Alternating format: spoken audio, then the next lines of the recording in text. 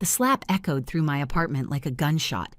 Pain bloomed across my cheek as my sister's words cut deeper than the physical sting. "Get out of my house!" Olivia snarled, her manicured fingers digging into my arm as she shoved me toward the door of my own apartment. I stumbled backward, tripping over the threshold, and landed hard on the concrete step outside. My elbow scraped raw against the pavement, blood beading along my skin. Inside, my parents sat frozen at my dining table, the lasagna I'd spent hours preparing now cold between them. Not a word of protest crossed their lips, no movement to help, just silent complicity as my sister assaulted me in my own home. The door slammed shut. I stared at the polished brass knocker I'd installed last month, my reflection distorted in its curve, a streak of red visible on my lip where I'd bitten it falling. Something fundamental shifted inside me, like tectonic plates finally giving way after years of pressure. My name is Natalie. I'm 32, and I'm a software developer. This is the story of how I reclaimed my family legacy and watched my tormentors lose everything they valued. The garden had been my sanctuary growing up. When my sister's golden child status became unbearable, I'd escaped to Grandma Vivian's backyard, where rows of roses created a fortress of fragrance and color. There, among the blooms, Grandma would teach me to code on her ancient desktop, the keyboard worn smooth from years of use. "You've got something special, Natalie," she'd say, her fingers flying across the keys despite her arthritis. "Something they can't see yet." Grandpa Frank would join us sometimes, adding hardware upgrades to the old machine, teaching me to solder connections and rebuild circuit boards. "Build your own path, kid," he'd mutter, eyes twinkling behind thick glasses. "Their approval isn't worth chasing." They were my refuge from the Thompson family hierarchy. Olivia at the top, 3 years older and infinitely more favored. My mother, Lauren, perpetually arranging the world for Olivia's comfort. My father, Daniel, funding Olivia's endless ventures while scrutinizing every penny I needed. When I was 15, I needed a laptop for coding camp. "We're tight on funds," Lauren said, her eyes not meeting mine. A week later, Olivia received a shining new MacBook for her social media startup. I worked weekends at a cafe near Pike Place Market to buy a secondhand Dell with sticky keys, programming until dawn to make it work.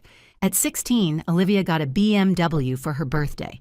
I rode the city bus, rain soaking through my backpack filled with library books on Python and Java.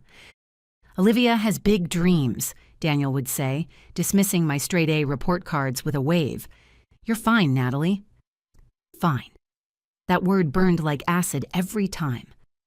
My college fund vanished into Olivia's first app venture, a dating platform that imploded after 3 months. "Unexpected expenses," Lauren murmured when I discovered the empty account. I worked 30 hours weekly through university, coding freelance projects between classes to cover tuition. When Grandma Vivian and Grandpa Frank passed within months of each other 3 years ago, their modest Seattle home came to me through a will that shocked everyone, especially Olivia, who had assumed it would be hers despite barely visiting them. "Natalie, you gave us love when others only took," Grandma's letter read. "This house is yours to protect." Olivia had scoffed at the reading, flipping her hair dismissively. "Good luck with that fixer-upper," she'd said, as if the house, worth nearly $1 million in Seattle's booming market, was worthless. I'd poured my savings into preserving the garden Vivian loved, coding a smart home system that would have made Frank proud. Meanwhile, Olivia's latest venture, a fitness app, hemorrhaged money while my parents continued their pattern. Unlimited bailouts for her, silence for me, which brought us to tonight's dinner. I'd invited them to my apartment, hoping to mend fences with Grandma's lasagna recipe filling the space with garlic and nostalgia. Instead, the conversation had turned to the house. "Have you updated the kitchen yet?" Lauren asked, her tone too casual. Then Olivia leaned forward, voice sharp with entitlement. "You don't need all that space, Natalie. I'm starting over after my app tanked. It would be better with me." My chest tightened as 3 decades of being second best crystallized into this moment. "Grandma and Grandpa left it to me, not you." Daniel cleared his throat. "It's a family house." "Think about sharing, Natalie." Lauren nodded. "Olivia's in a tough spot," You're doing fine. Fine? The word escaped as a bitter laugh. I've worked for everything I have while you've handed Olivia whatever she wanted. Olivia's face darkened. Don't act superior just because you code apps nobody uses. The insult stung, but I held my ground. At least I don't expect handouts. Then came the slap, the shove, the fall, and now I sat in my car outside a coffee shop 6 blocks away, my cheek throbbing. Something primal and decisive awakening inside me. I wasn't just angry about tonight. I was excavating 32 years of being overlooked, undervalued, and dismissed, of watching Olivia receive everything while I scraped by, of my parents' eternal favoritism wrapped in excuses. My phone lit up with a text from Abigail, my colleague at the tech firm where I develop budgeting software. You okay? Call me. I dialed her number, my voice steadier than I expected as I recounted the fight. They want the house, Abigail. They think it's already theirs. Her response was immediate. You need to protect what's yours, Natalie. Start digging. That night, alone in my apartment with ice on my cheek, I opened my laptop, pulling up the property deed and Grandma Vivian's will. The foundation of my counterstrike began taking shape in my mind. The next morning, my laptop screen illuminated my face as I examined the deed to the house Vivian and Frank had left me. Their words from the will replayed. Natalie, you showed us true love. I wasn't letting my sister or parents take that away. I pulled up property records for our Seattle neighborhood. The house, valued at $200,000 when I inherited it 3 years ago, now approached $1 million in the tech-fueled market. My hands steadied as I realized the power I held. I called Abigail, who suggested her friend Rachel Wells, a property attorney known for her ruthlessness in inheritance disputes. Send me the will and deed, Rachel said briskly when I explained the situation. Washington law is clear on inheritance. Let's see what we're working with. By noon, I'd emailed her the documents, my fingers steady with purpose. Rachel called back that afternoon, her voice confident. Good news, she said. The will is airtight, signed with 3 witnesses and a doctor's note confirming your grandparents' mental clarity. Your sister's been living there without permission, technically squatting. I leaned back, a surge of vindication washing through me. Squatting? Olivia had been crashing in the guest room for months, claiming it as an office for her failing fitness app. Lauren and Daniel stayed overnight frequently, treating the place as their second home. You can issue an eviction notice, 72 hours under state law, or sell it outright, Rachel continued. Your call. I dug deeper, pulling up emails and texts from my family. Months ago, Lauren had asked about upgrading the house's wiring, claiming Olivia needed stable internet for her startup. Daniel had inquired about converting the garage for Olivia's equipment.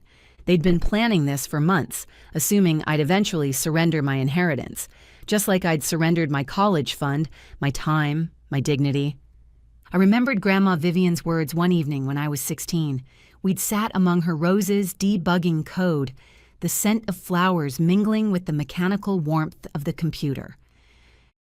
You're tougher than they think, Natalie, she'd said, her fingers steady despite her age. Don't let their noise drown out your worth. Abigail met me for coffee that evening near Pike Place, the market's neon sign reflecting in the window beside us. This is your moment, she said, stirring her latte.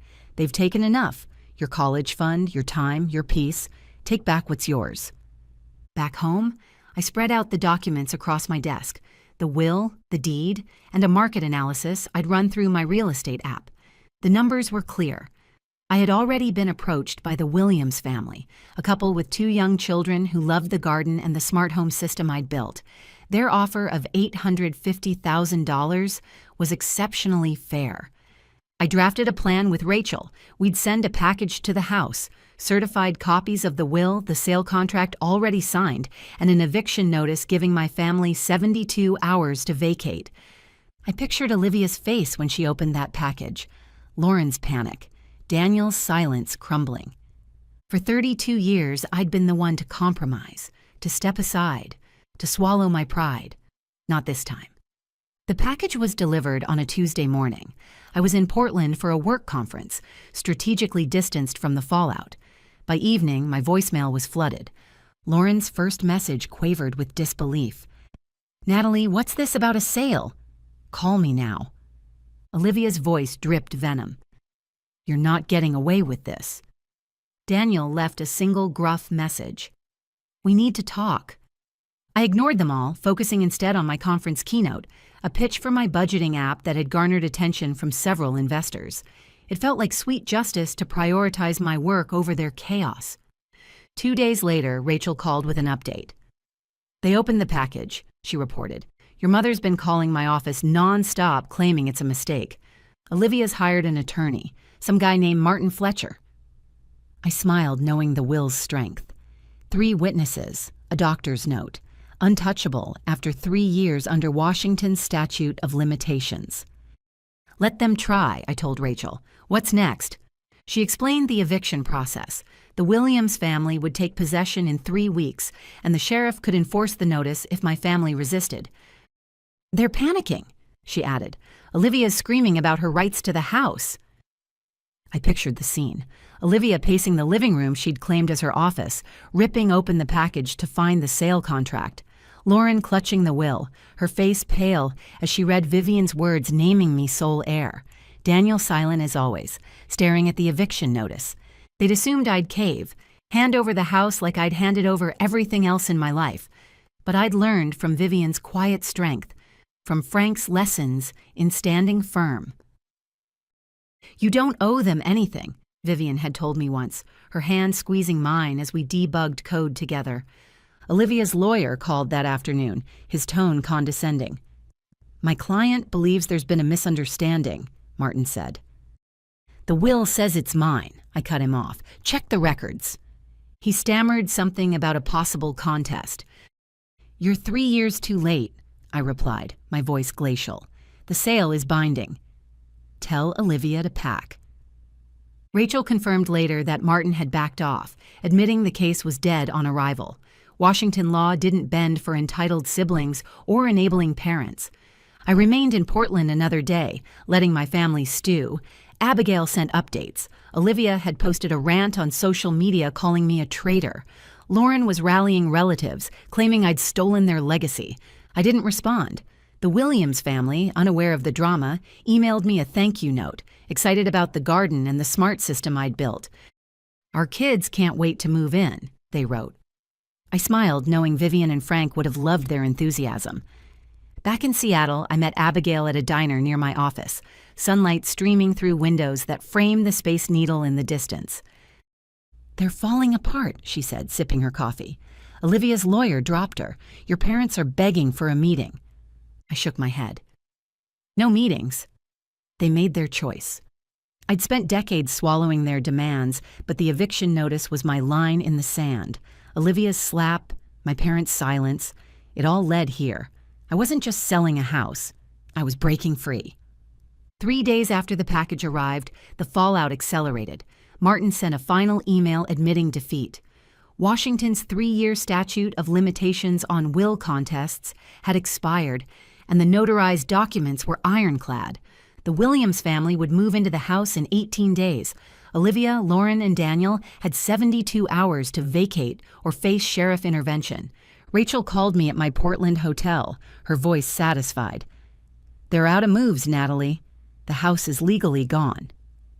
I leaned back, a quiet satisfaction settling in my chest. For once, their entitlement had no leverage. Back in Seattle, Olivia's world unraveled spectacularly.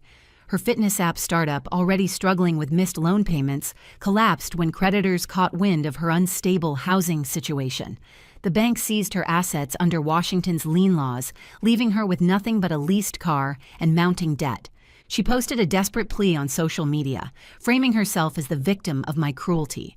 Relatives flooded my inbox with accusations, parroting her story. I forwarded them the will and sale contract, letting Grandma Vivian's words speak for themselves. Most went silent, their support for Olivia evaporating as the truth spread. Lauren and Daniel faced their own reckoning. To cover Olivia's startup loans, they'd refinanced their own home 2 years earlier, a risky move in Seattle's volatile market. With the house gone and no bailout from me, they couldn't keep up with payments. They filed for Chapter 7 bankruptcy, a public record that made the local business news. Their suburban home, once a status symbol, was foreclosed. They moved into a cramped rental apartment downtown, their social standing crumbling as friends distanced themselves from the scandal. Lauren's book club stopped inviting her. Daniel's golf buddies canceled their outings. Their carefully cultivated image of success dissolved overnight. I watched from afar, back at my Seattle apartment. Abigail met me for lunch at a cafe near Lake Union, scrolling through news alerts on her phone. "Olivia's posting about moving into a motel," she said, shaking her head. "Your parents' foreclosure is all over the neighborhood forum." I sipped my coffee, feeling no guilt. For 32 years, they'd taken from me my college fund, my opportunities, my peace. Now their choices had built their own cage. Grandma Vivian's voice echoed in my mind from a night we'd coded a light sensor for her garden. "Actions have consequences, Natalie," she'd said, carefully wiring a circuit. "Yours and theirs." Olivia called once, her voice breaking through a voicemail. "You've ruined me, Natalie. Where am I supposed to go?" I didn't reply. She'd made her bed when she raised her hand against me, when she demanded what wasn't hers. Lauren sent texts begging for a meeting to fix this. I blocked her number. Daniel left a message, his tone flat. "You've gone too far." I deleted it without a second thought. Their attempts to guilt me felt hollow, a last gasp of control slipping away. The local paper ran a story on the house sale, mentioning the family dispute without using names. Neighbors who'd seen me tend Vivian's garden for years sent supportive messages. "Your grandparents would be proud," one wrote. The Williams family sent photos of their children playing in the yard, the roses blooming under their care. I smiled, knowing the house was alive with new memories, just as Vivian and Frank would have wanted. Abigail and I toasted at the cafe, clinking glasses of iced tea. "You flipped the script," she said, grinning. "They thought they'd break you." I nodded, my chest lighter than it had been in years. The dominoes had fallen, not because I'd pushed, but because they'd built a house of cards. Olivia's slap, my parents' silence, their collective greed. It had all led here. I wasn't reveling in their pain, but I wasn't carrying it either. For the first time, I felt untethered. 2 months later, I moved into my new bungalow in an up-and-coming Seattle neighborhood. Sunlight streamed through windows I'd installed myself, illuminating walls painted a soft gray. I'd hung a photo of Vivian and Frank in their garden and planted rose cuttings from their yard in my small front patch. With the $850,000 from the house sale, I'd invested in my dream, an education app teaching kids to code, partnering with Abigail. We'd launched it the previous month, and downloads were climbing rapidly with over 10,000 users in the first 3 weeks. My new life felt like a clean slate. I'd made the deliberate decision to permanently cut all ties with my family, filing their contact attempts away in a dedicated folder I rarely opened. Their absence was a strange but welcome piece. After the eviction, I had set up Google alerts for their names and businesses, allowing me to monitor their situation from a distance without direct contact. This was how I learned about Olivia's downward spiral. With her assets seized, she couldn't afford her leased car or motel rent.